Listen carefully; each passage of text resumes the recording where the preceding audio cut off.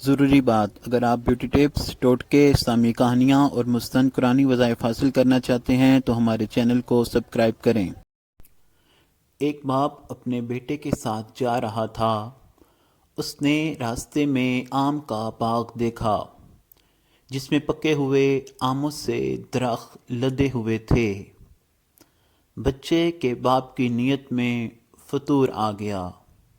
اس نے بیٹے کو بولا، میں باغ میں آم توڑنے جاتا ہوں، تم یہیں کھڑے رہو اور اگر کوئی نظر آیا تو مجھے آواز دے دینا۔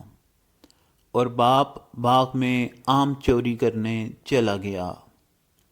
چنانچہ جیسے ہی خوشے کے قریب پہنچا تو بچے نے پیچھے سے آواز لگا دی، اے ابا جان، اے ابا جان، کوئی ہمیں دیکھ رہا ہے۔ تو وہ گھبرا گیا اور ویسے ہی واپس آ گیا۔ آ کے دیکھا تو گلی میں تو کوئی بھی نہیں تھا۔ وہ بیٹے کی اس حرکت کو دیکھ کر سخت غصہ ہوا اور بولا، یہاں تو کوئی بھی موجود نہیں جو ہمیں دیکھ رہا ہو۔ بیٹے نے کہا، ابا جان، انسانوں میں سے ہمیں کوئی نہیں دیکھ رہا، مگر انسانوں کا پروردگار تو ہمیں دیکھ رہا ہے۔